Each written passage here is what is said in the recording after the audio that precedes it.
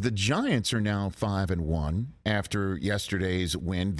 I know you were like, "Hey, man, the Green Bay Packers should have had a bye week and taken a bye week after London." The Giants said no, and they beat the Ravens. Yep. Their only loss is that Monday nighter at home against Cooper Rush in Dallas.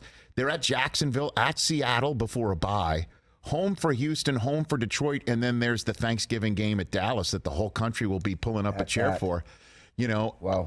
And the two games against Philadelphia, the first one is at home on December 11th, last game of the year in Week 18 at Philadelphia. Here's the thing, Giants. I don't want to rain on your parade or anything like that. Here comes the rain. Brian Dable should be mentioned now for Coach of the Year. No doubt. Every one of their 6 games has been down to the last possession. Every single one of the games, and they have been, call it good enough or lucky enough or opportunistic enough to win those games. They're 5-1. I mean, they could be 6-0 or 0-6. I mean, that's how close these games have been. Yes.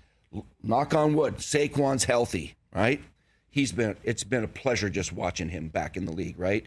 And Dable's getting the most out of Daniel Jones. He's not turning it over. He's not throwing for a lot of yards. He's just kind of using his legs and managing games and doing, their receiving core is like, who are they? I mean, they're just winning with grit and with not screwing it up and taking advantage. They should have lost that game to the Ravens, right? Ravens blew that game, but kudos to the Giants because my God, who'd have thought they'd be 5-1 right now? So, but you don't They got Dallas again on Thanksgiving. You mentioned they got the Eagles twice again, and like I said, every game is going to be a close game. They're one injury or 2 injuries away from being a pretty darn average team. But I think keep it going, man. I mean, it's unbelievable. Look, forget the division for the moment, obviously, if you want to, but I think this is a playoff team. I mean, you've got to sit here and say that they're going to make the playoffs. When you look at the rest of the NFC, yes. I mean, there's no winning teams in the NFC South right now. Right. Okay. The best record's 3-3 over there. Right. The Packers, who they've already beaten, are 3-3. And you take a look at the NFC West as well. Yeah. There's no winning teams in that division as well, or teams with winning records, obviously, is what I mean by saying not teams. We've seen 3 teams come out of that division before, the NFC Beast, right? Mm-hmm. And it very well could happen again with the Eagles and Dallas and the Giants with a good record over Green Bay, or if the Vikings win that division. Oh, yeah. Steve Mariucci here on the Rich Eisen Show. Here's a sports talk radio question. You could put your marker on one team in the NFC West. Who is it? Niners. You didn't stutter? Not at all. What happened yesterday, Steve? They were missing half their defense, and all kinds of guys were in pajamas on the sidelines. I felt bad for them. But when they're healthy, they're a Super Bowl kind of team.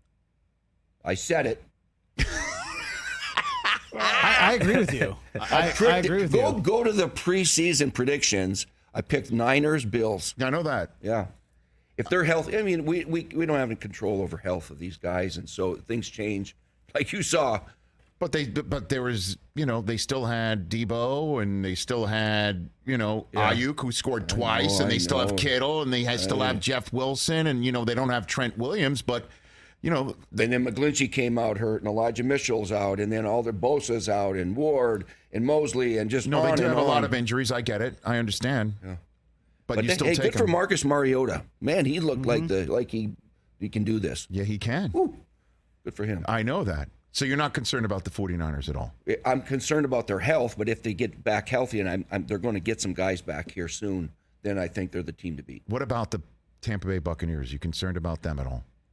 I think they're just. You are. I think they're just an average kind of team, little over average. They're probably a B team, B minus, and so there seems to be some frustration there. They've got musical chairs at wide receiver, and then I'd like to know what Tom was talking about when he was visiting with his offensive line. We have that. Well, I think you can kind of hear it. He just said you're so much bleeping better than how you're playing. Is that what he said? Yeah. Yeah. Yeah, the most positive airing out, you could say. Yeah. Yeah. It was aggressive, but in the language, but it was, But they still uplifting. have enough juice to win that division, But the problem is home game. The one thing that you could say about the strength of the Steelers is those up front, the guys right in the middle. You're going to say front. Trubisky. No, I'm serious. I'm just saying it's the guys up front, right in the middle. And the Ravens are going to come to town on a Thursday night in a couple weeks. They got Calais and some big time players right up the middle. You know, I mean, that's the problem is their protection of Brady and their ability to get anybody not named Lombardi Lenny running is a problem. Yeah. It's a major issue. Yeah. I mean, you know, all three of those guys, guard, center, and guard, are new guys, all right? Right. And then the backup got hurt. And you see that with the Rams, too, right now. You don't have an offensive line. I don't care who's playing quarterback. It's hard. It's hard to run or pass or protect or have confidence that you can move 12 plays without a penalty or a sack. Yeah. So some of the good teams, who lost yesterday?